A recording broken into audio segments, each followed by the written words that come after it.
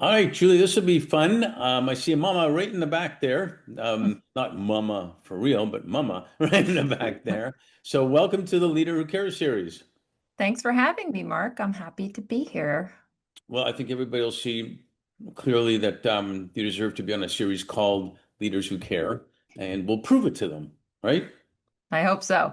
Absolutely. The way I like starting, not much different than others, is if you could tell a little bit about who Julie is, like where you're from originally, where you are now, what you feel comfortable talking about, family, maybe a creepy uncle, whatever. I don't know. Okay, I'll leave the creepy uncles out today, but Leave them today. Tell me later, and even something you've never told anybody that you want to reveal to the world now. That's always oh boy. also. Okay. Well, these are tough questions, Mark. You didn't tell me I was going to be, facing off with an experienced question asker, but I know I you're an experienced answerer. Okay, I grew up in a small town in Virginia, about an hour south of Washington, living in New York for a really long time, went to college here, started studying sort of how media and information affects human perception as an And which point I'm going to undergraduate. interrupt you for a minute. I'm a great interrupter, by the way. So we'll get into that, but I want to know, like, what about your family, if you want to say, do you have a family where, parents and whatever, something interesting? Okay, well, I'm a mom of three boys, which is a total trip. They are fun. It was crazy when they were little because they were all just sort of wild animals, but now they're all teenagers, which sounds scary, but it's actually awesome because they're all wonderful young men, and I love spending time with them. I think you could Oh, describe my family as Heinz 57. We're Americans of mixed descent. My mother's family is Jewish. I have relatives who came over here from Austria and Russia. My father's family is Italian and Sicilian. I think we discovered a German relative in there somewhere. I grew up with many different religious traditions in my family, although my father was an atheist. And at some point in my adult life, after studying Eastern religion, I came to think of myself as a humanist. humanist is nice.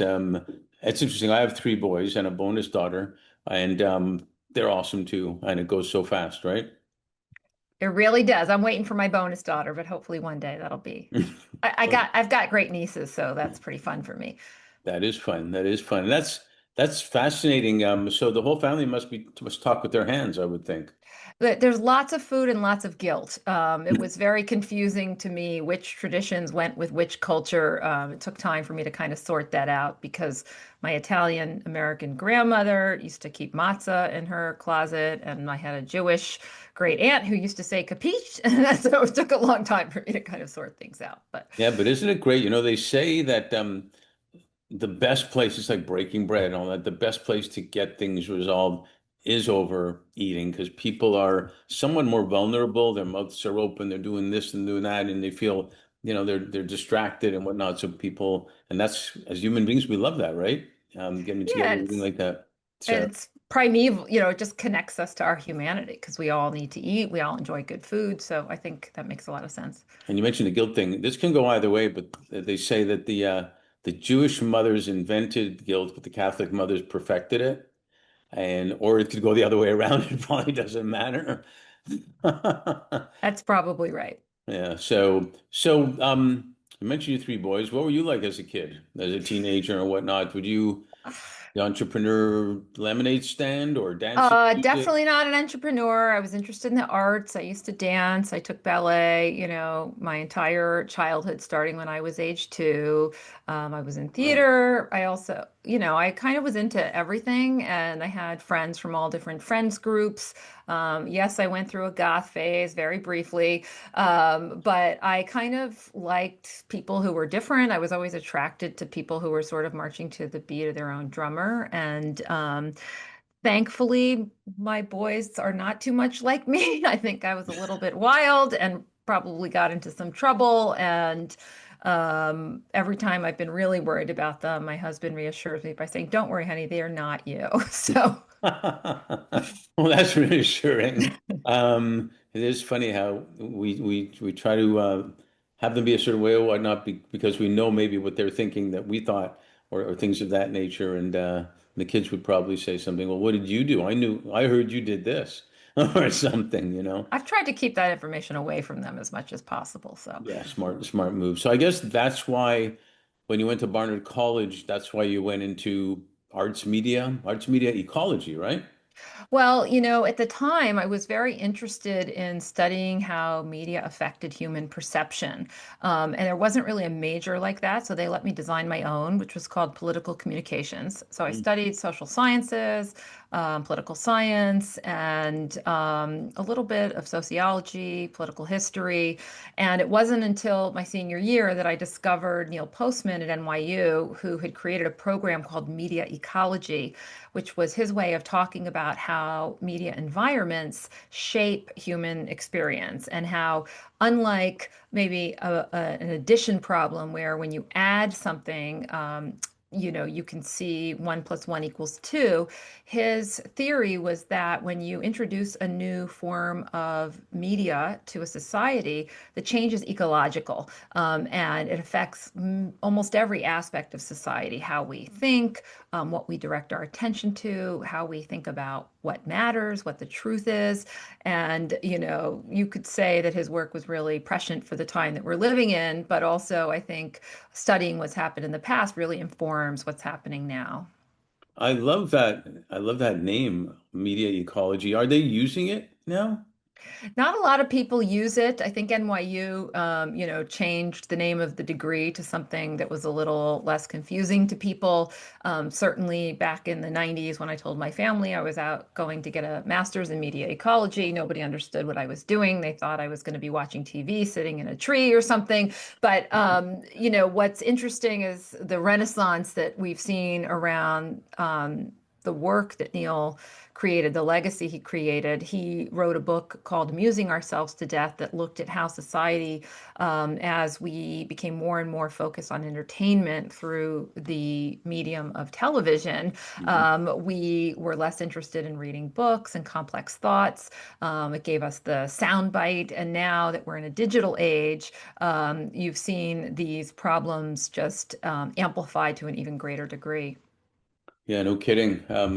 I remember when I first moved from Canada to the US, early 80s. And I bought a townhouse, and they were installing the cable TV, and it was like in Canada at that point, going to sound really old now, there was like the basic channels, right? CBS, I mean, and there was five or six or whatever. And then he said, well, you got about like, I don't know how many, 15 channels. And I was like afraid to leave the house. I was going to miss something that was on TV or something like that. It was crazy. And rather than do what I would usually do, just go outside and play hockey or tennis or whatever. So, and it's been amplified now. So, what were you envisioning happening after you got your degree? It's funny. I mean, I had this very grandiose idea of becoming a media critic, to somehow, help the world understand that the media they consume shapes their ideas and giving them more tools to think critically about it. Around the time of my graduation, Neil wanted me to get a PhD. I wanted to talk to a sort of broader audience and not spend any more time in the library. A magazine was starting that was all about media criticism. I joined the magazine, and then this thing called the internet was created, and suddenly there were a million media critics and media watchdogs around. And I actually was tired of it because I had spent so many years studying it and talking about it. It didn't seem really new or interesting. But I realized working at the magazine how much I loved journalism. So I sort of pursued a career in that and went to work at Newsweek, where I wrote a lot about social trends, did some breaking news, and eventually found myself reporting on mental health and suicide specifically. Wow, it's amazing. I noticed because I noticed too, when we founded Fifth Element, it was based on but the premise basically on leaders in organizations will do better when they're doing good. However, it was about the intersection of talent and leadership with technology and impact and how they affected each other greatly because we're human. And so even at business, it's going to affect you. And um, so you were at Newsweek, you became a correspondent. an author, a writer, a speaker, and everything. It's pretty good. And what I wanted to ask you is, were there any, well, even at that point, were there any articles, any news items, anything special that that you wanted to grab onto? Was it mental health at that point? That's hard to say. I mean, what I loved most about being a journalist was that you're sort of a perpetual student, and every time there's a new assignment or you read something interesting, you get to go down the rabbit hole and study it and learn things and talk to people you otherwise wouldn't have encountered. So I really enjoyed that. Although after I left Newsweek and I was at the New York Times, and we began to see digital technologies and smartphones proliferate, I started having experiences in my personal life with my children where they were getting access to content and devices that I knew wasn't healthy for their development. And all around, I noticed that everybody was just sort of going along with giving kids these programs, these apps, without really recognizing what was beginning to shift in childhood. And that really concerned me. And then I began reporting stories about growing rates of suicide among first adolescents, and then among tweens, which are kids as young as 9 and 10. Recognizing the role of social media in creating such terrible mental health problems for kids kind of shook me to my core. And it made me angry. I was like, why isn't anybody doing anything about this? Because it just wasn't okay with me that we were sort of delivering problems to children at scale that were causing what the American Academy of Pediatrics declared was a national emergency in child and adolescent mental health. That's not my words, those are their words. You were And not I'm to, sorry to get so depressing so fast, but that's the no, nature of the work. well, when it's important, you got to stand up, and especially in this world where, people say, oh, this is then this and that. We'll try to do something, even the littlest thing, do something about it. I want to go back a tiny bit because you're talking about kids, and that's boys and girls. At one point, you were also talking about men and women, where you were talking about the men that built New York, but what about the women that built New York? How did that fit into all this? It was so I've always been interested in the stories that get overlooked. When I was at Newsweek, I did a story about men and depression.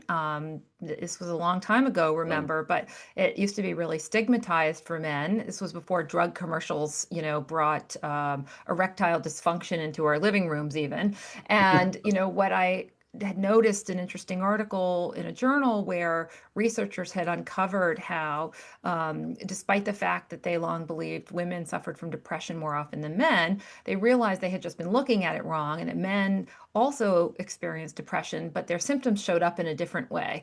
Whereas you might see a woman sort of crying on the couch, and the stereotype, men tend to drink, they tend to mask those feelings in different ways. And what they found, this research was so interesting, if they hung up signs inviting men to get together and talk about their feelings or being depressed, nobody would show up. But if they hung up a sign and they said, men stressed about work, come to our group, um, all of these manly men would show up, plumbers, construction workers, doctors, lawyers. And it was very interesting to me, again, how the way a message was framed really shaped how people thought about it. So, The Women Who Made New York is a book I wrote. It actually wasn't my idea. It was a wonderful editor named Laura Mazer, who used to work at Seal Press. She had envisioned the book and came to me and asked me to write it. We had worked together years ago. She was familiar with my work. And then I kind of did something nutty. I signed a contract to write biographies of about 20 or 25 women.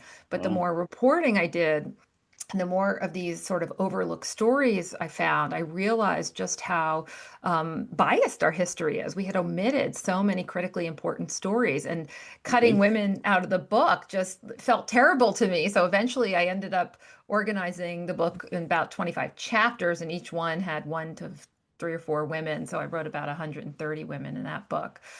But even that was just the beginning of sort of uncovering all of this lost history. Well, I should introduce you to Frederica, otherwise known as Fred Irwin. We placed her as the CEO of the National Women's History Museum, Yep, that's so cool. and they recognize now women who have not been recognized in history that have done amazing things. And I've been so fortunate to somehow or other always be around powerful, wonderful women that are doing, they just amaze me. And they're a lot more fun than the guys anyway. And they actually get shit done, excuse the language. So I should definitely introduce you to her. She's amazing. And the National Women's History Museum is really pointing out to people that the inventions that were created, the ideas, the everything from women that, and in some ways, when I was a guy, we were taught as, and this will get to the kids part again, we're taught to be a certain way early on, right? Like the guys are the guys, and but you can't. There's no crying in baseball. You can't eat quiche. I mean, well, whatever. And the girls are, we just saw rugby.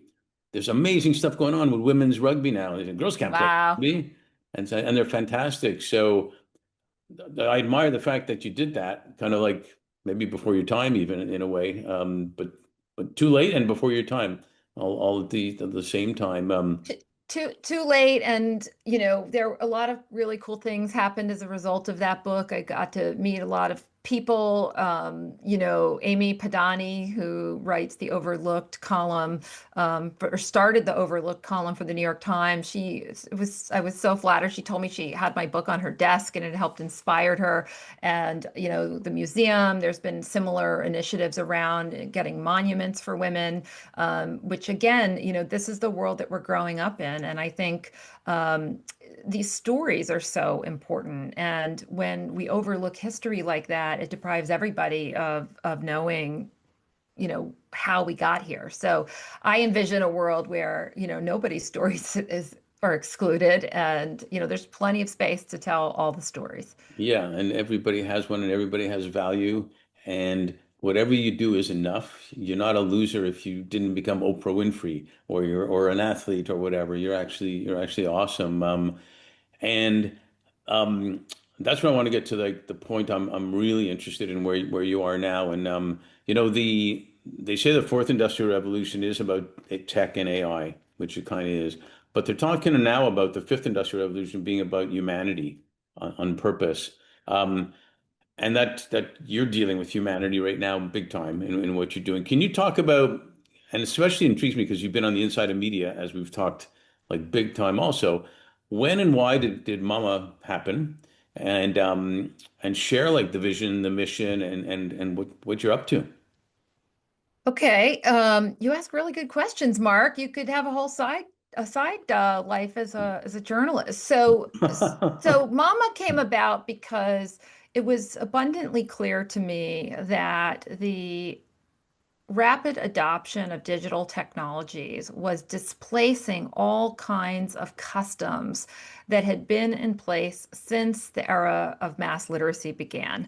When the printing press was invented, we didn't all automatically read. It took many, many years to adjust to what it meant to have printed materials, and then to eventually get to public schools where we promoted literacy at scale. So in my lifetime, in your lifetime, there were signs hanging up encouraging adults to read. Um, Not everybody could read. And it was sort of, I think, one of the greatest achievements of our species that we had reached mass literacy and that most adults were capable of reading. And as we transitioned to more and more time spent online and digital journalism, we began to see a real erosion in people understanding what truth is, people understanding what facts are, and the constant blurring of entertainment and information and political messages and just misinformation. And so I spent about 2 years. I organized a group. I called it Get Media Savvy, which wasn't perfect language, but it was a way of wanting to help wake up everybody to the urgency and recognizing the problems in our media environment and why we needed to address this at scale. And the more time I spent with experts in mis and disinformation, in mental health, in shifting journalism, the more I began to see that the message framing that was most effective for helping people understand what technology was doing was to focus on kids. So I had the idea for Mama. Other people had the idea for Mama, and I thought that's a great idea and somebody should do it. And I kept waiting for her to come along and do it, and nobody was doing it. And finally, one day I said, "Is that me? Do I need to do that?" You had asked in an email, who inspires me. And when I looked at the women in my book that I had written about, so many of those women were motivated just because they saw a problem and they wanted to try and fix the problem. So I put on my big girl shorts and got up the confidence. And we officially launched Mama about a year and a half ago. I started work on her in 2023. And Mama is a grassroots movement of parents and allies fighting back against media addiction and creating a world where real life experiences and interactions remain at the heart of a healthy childhood. We were inspired in part by MAD, like Mothers Against Drunk Driving, which was a national movement for men, women, parents, grandparents, aunts, uncles, anyone who cared to fight back against unhealthy customs and also advocate for legislation that keeps people safe. And thanks to the work of those advocates, we raised the drinking age in the United States. We taught people that if you see someone who's inebriated, it's not cool or funny to let them go get in a car. And we even saw shifts in policies towards like bartenders, where they understood now if they saw someone inebriated, that actually they're in part responsible for keeping the public safe and not serving that person one more drink. Right. And so my feeling about Mama was we need many things to happen here. We need a cultural change in how we think about technology. We need a legislative change because for too long these companies have introduced products and there's just been no action by federal lawmakers. And so Mama has a three-part mission. We focus on parent education and help parents understand how these tools work and how child development interfaces with different technologies. We advocate for phone-free schools so that children can have 7 whole hours a day where they are focused on being present, learning from their teachers, and socializing with their peers, not through mediated communication. And we advocate for safeguards. Actually, we demand safeguards Hmm. because it's just inexcusable that we will allow companies to go after profit, no matter the human harms. Yeah. Well, first of all, congrats, because it's so impactful, and that's why I love going a little bit through your history to get to where you are now. It's so impactful just on the mental health alone, and it goes and it seeps into family, it seeps into business, it seeps into everything, and it's. I just saw a professor on TV this morning, Ezekiel, and he doesn't allow any phones or any devices in his classroom. They're not allowed to take notes except by writing the notes. And he found that their brain has to analyze because you can't write as fast as you can type. So they're actually having their brain think about what do I write down, analyze it, that's important that I need to write down, rather than just typing without even thinking what's going on. And so even that is a function of not being addicted to the media and lazy in a way with the media in that way. What It do is, and it's also taking into account science we've known about for centuries. I reported a story once on woodworking and learned how in the Finnish language they have a word, and apologies to any, Finnish speakers in the audience because I'm sure I'm mispronouncing it, but it's called sloyd. Sloyd, and it's a word that the Finnish use to describe the learning that happens from working with your hands. And embodied learning, like physically doing something, we've known for a long time that if you want to do a dance routine, you have to practice, practice, practice because you have muscle memory. And when you handwrite, we know that's directly connecting to imprinting ideas on the brain. And so if you begin to have students write essays on a touchscreen or a keyboard, we shouldn't be surprised that it's not having the same impact on their brain. And actually, there's a great article out we're at the end of August, but Clay Shirky from NYU has an article out about all of the professors returning to what he calls, medieval tools in the classroom. But if you use blue books for students to take exams, if you require them to put all electronics away and handwrite, or do this old-fashioned thing called conversation, it's an excellent way to assess their learning and actually causes them to have to think. Yeah, and it's got to be great for mental health because your brain is actually, that's why I loved when he said he has them write the notes. They really do have, and they have to think fast because they don't want to miss the next thing the professor is saying. So the brain has to figure out what to write down that's important and stuff like that. It's funny in sports. I remember when my youngest son was 5 or 6, and he went out to skate in a practice, and then he was going to go to the next practice. He says, "But Dad, I already know how to skate." And I had to tell him, "Well, Wayne Gretzky knows how to skate too, but he still keeps practicing." you know, That's a great and analogy. it was crazy. And the great thing about it is you feel better.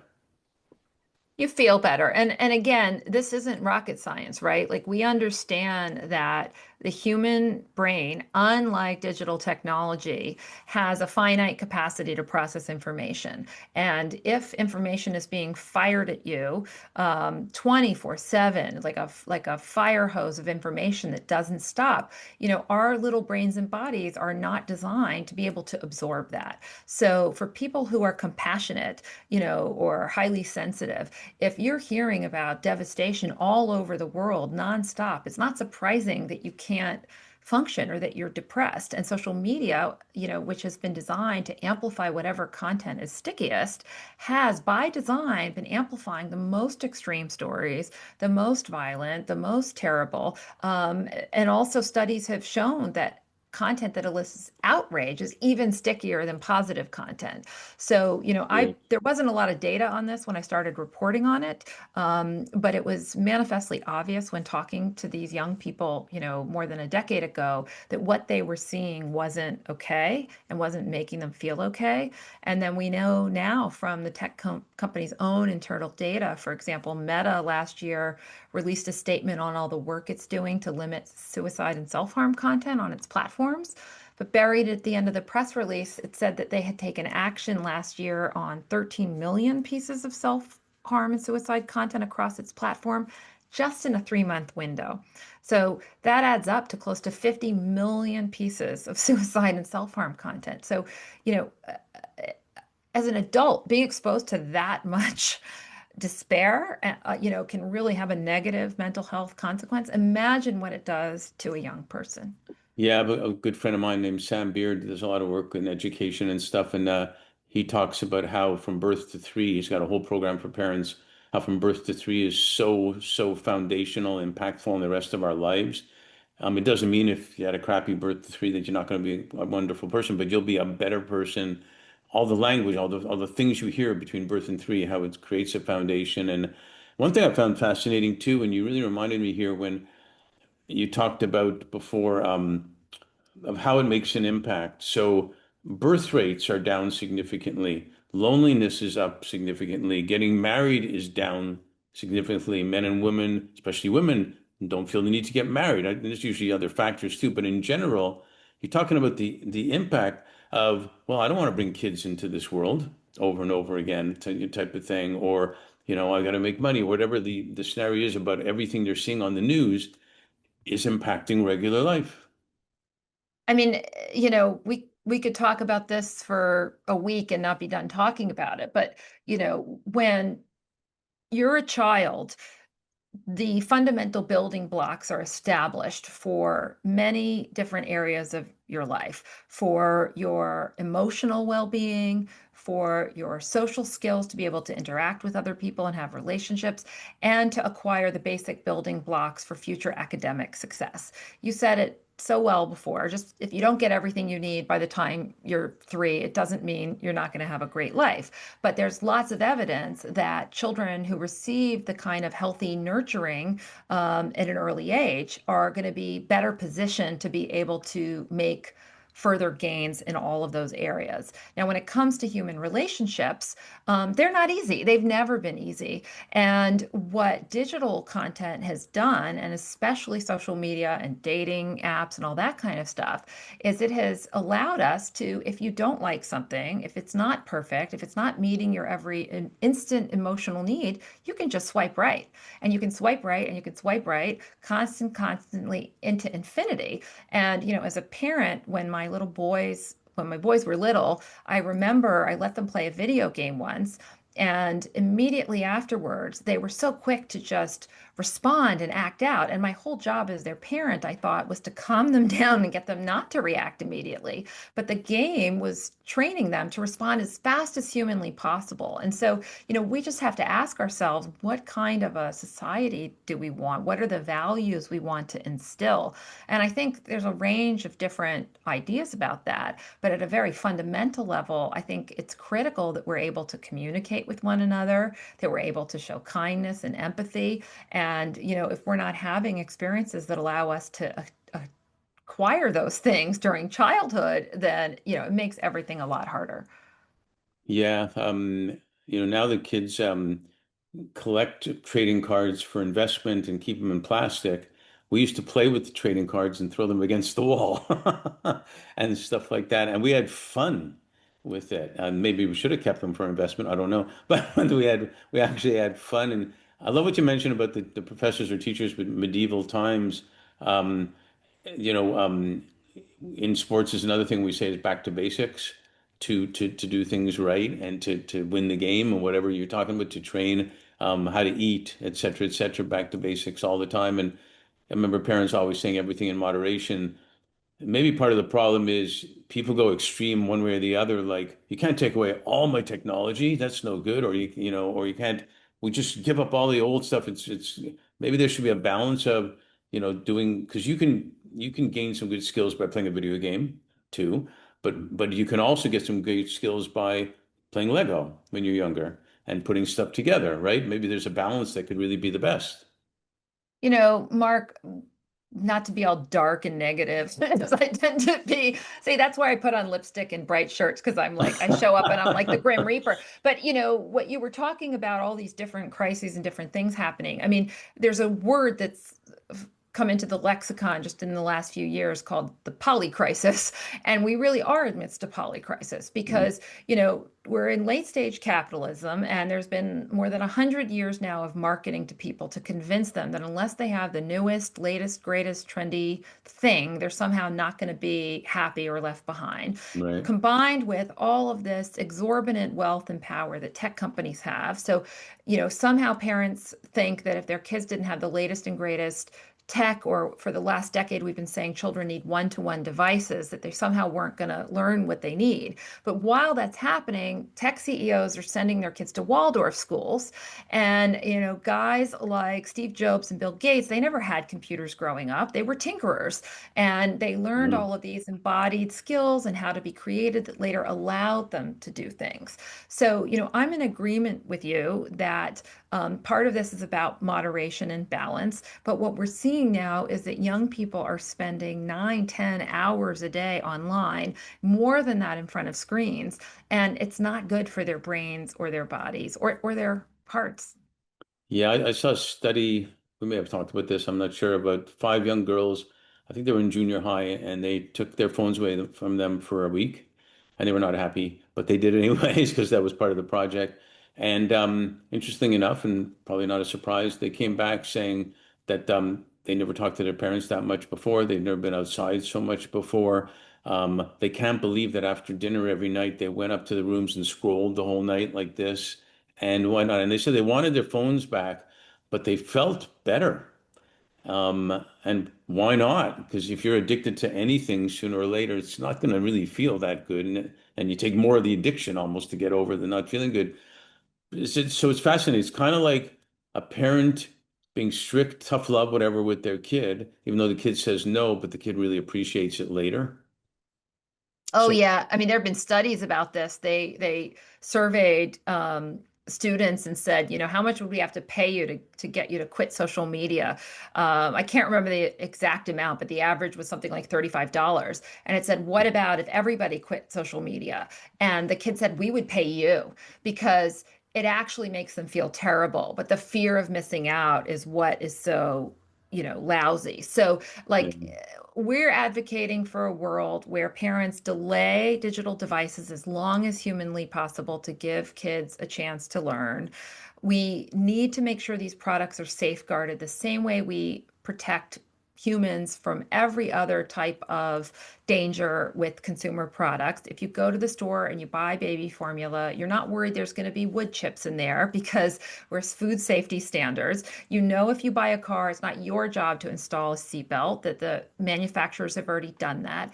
And similarly, tech companies, just like other companies, need to ensure that their products are safe. There was a lawsuit announced this morning against uh, sorry, I can't remember if it's Character AI or Chat GPT. There's so many these days. Yeah. But it was Chat GPT because a young man had suicidal ideation, talked to Chat GPT about it, and rather than encourage him to get help, it gave him tools and tips on how to end his life. It encouraged him not to tell family members, and did some other things that were pretty awful. Again, this is a lawsuit that's pending. The results are not in, but it's not rocket science. We know that these products are dangerous. The folks who created these products have been speaking out publicly. Look at Jeffrey Hinton's work. He's saying that AI is so powerful that it literally threatens humanity. It could wipe out civilization, and that close attention needs to be paid to making sure they are safe before we make them available to the public. Yeah, it's for the greater good and for the individual too. And it's like smoking or any other addiction, right? That's bad. And who are the parents? Who are the parents out there? Who are the grown-ups out there that, including the politicians and the people making money? I mean, it's happened in the food industry for years too. Feeding us all sorts of different things. What would you suggest? I got two more questions for you because in LA we say keep them wanting more so we can do a sequel. I guess that's about money too, and whatnot. But I've heard of parents should, they have the worries they want to do it, but if I take the phone from my kid, the other kid has one. Should parents get together in communities or what should happen?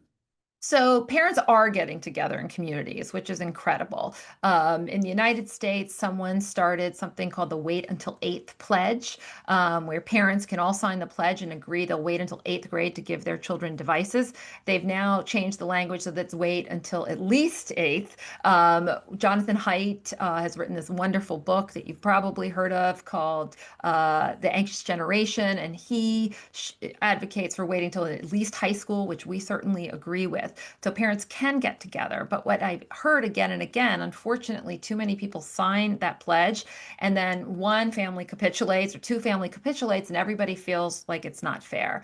So at Mama, we're creating this organizational structure where we have local chapters and parents can come together, meet in person several times a year, stay in close touch by email to advocate for changes in policies in their communities, at their schools, and talk to their local leaders and lawmakers to ensure that they are standing up for kids and putting safeguards, on these tech products. Yeah, it makes sense. I don't know if this is a good analogy, but I stayed away from drugs and smoking and all that because I was playing sports and I knew it was going to hurt me for being the best I can be in sports. I don't know if I wouldn't have had the sports if I wouldn't have got sucked in to smoking or whatever. I don't know. I hope not, but it's not that hard to beat the peer pressure type of thing. So there's got to be a way of like the same way smoking and all that wasn't good is because I won't be able to play my sport bad enough good enough that this is not good to be able to achieve where you want to be as a kid. Agreed, but one of the challenges is that with smoking, we figured out that it was harmful, and it actually took a few years Yeah. to get the Surgeon General warning labels on there, to change the legal age to purchase cigarettes, to launch all those educational campaigns. And we're right now in that sort of yucky period where we are having to explain to people how we know this is harmful. I mean, for years, I faced editors who told me I had no evidence that social media was causing these harms. And I'm like, well, wait a minute, there's tons of evidence about what inputs lead need children to be healthy. And if we know social media is unmoderated and filled with all kinds of harmful content, and we know kids are seeing it, what study do you need? You can't ethically design a study where you show kids so much social media until they're suicidal, right? So yes, I think that we can do education campaigns, but also, right now we don't allow children to sit at a casino and gamble. We don't allow children to sit in bars. Right. We are handing them the devices, and then if you tell them, well, it's not good for you, it's kind of unfair to the kids, Yeah. right? So we need to be the ones to say, okay, we're not going to put the devices in your hands and ask you not to use it. Or if we do provide devices, these are the parameters around when you can use it, how you can use it. And then we adults need to be responsible for making sure the products are safeguarded because fundamentally there are all kinds of vulnerable people in society, not only children, but older adults, adults with disabilities. We've seen a huge increase in financial crimes perpetrated against adults. There's been a huge increase in sextortion cases. Should I define that word? Yeah, You please. know, Yeah. Sextortion is when someone goes online, they pretend to be an attractive person of the opposite sex. They invite you into racy conversation and then share a nude photo and ask you to reciprocate.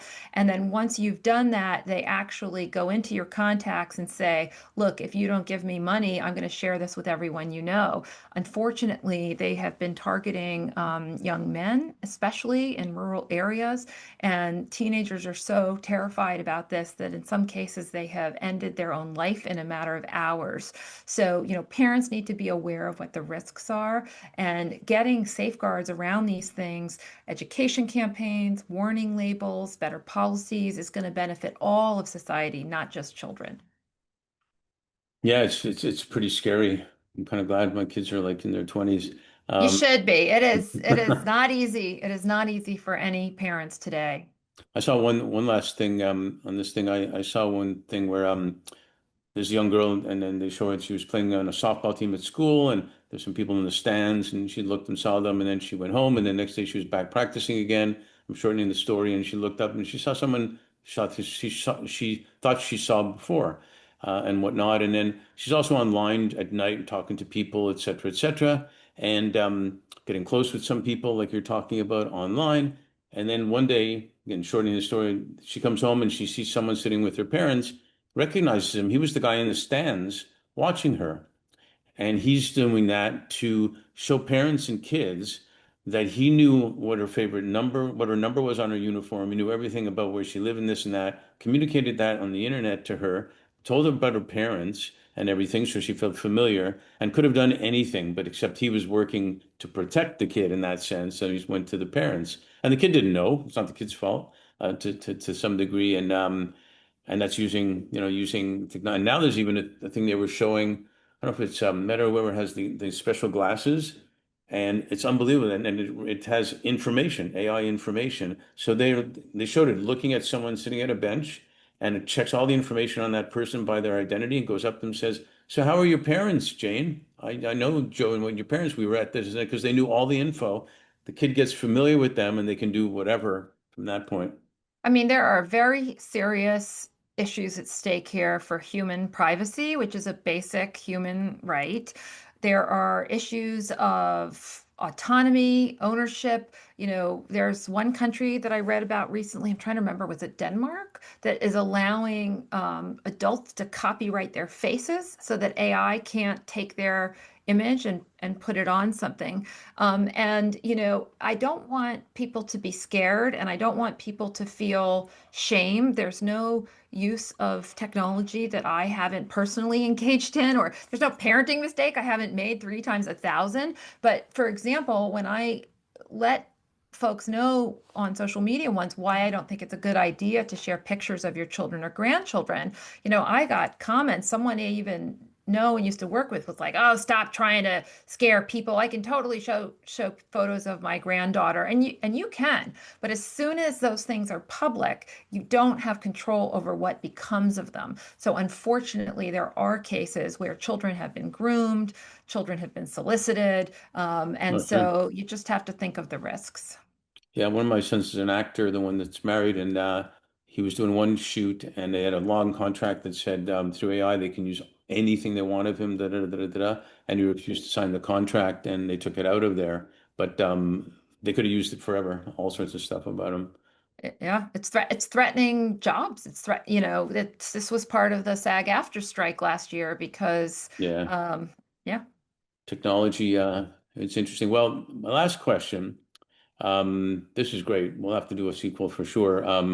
With everything that's going on, um, and even going back to COVID, which I think it was Mother Nature's way do you remember the movie Moonstruck with of Cher course. when she said "snap I out live of in it"? Brooklyn, Mark. Oh, Yes. that's right. She smacks Nicolas Cage with it and says "snap out of it." So I think that's what Mother Nature was trying to get to with us. And everything that now we're already in 2025, the end of it almost. What are you most grateful for, and also what are you most hopeful for? Wow. I'm grateful for so many things. I feel so blessed to have my kids and my family and my husband and partners with me on this mama journey. I had no idea when I started what would happen and who would show up. And it's just been such a beautiful and humbling experience to meet people out there who, as your name suggests, really care about the well-being of other people and have shown up to help me. So, like, that's what I'm most grateful for. And that's just been a deeply transformative and humbling experience. And what I'm most hopeful for is parents and kids because as much money as these tech companies have, it is nothing compared to a parent's love for their child. And those stories about the moms like lifting cars off their child, that is what is happening now. Millions of people are rising up and they're saying, enough. I am not going to let you give these products to my kids. I'm not going to let you take away their childhood. I'm not going to give you a free pass so that you don't, have to abide by any regulations. And they're joining with mama, they're joining with other groups, and they're demanding that we put children's safety and well-being ahead of more profits for tech companies. So that gives me hope, and I hope to meet any people in your community who feel the same way. Oh, you will. Um, hey, I'm like super grateful that I'm super grateful I have a new friend. That's cool. That's Me the too. best. And I'm grateful that you are a leader who cares and you're proving it. And I guess that's what I'm most hopeful for too, is that you are that and doing great stuff. And I'm hopeful to be able to help as much as I can also. So thank you for sharing all that, and thank you for doing what you're doing and being on the series. Thanks for being interested and for all the work you do. Thanks.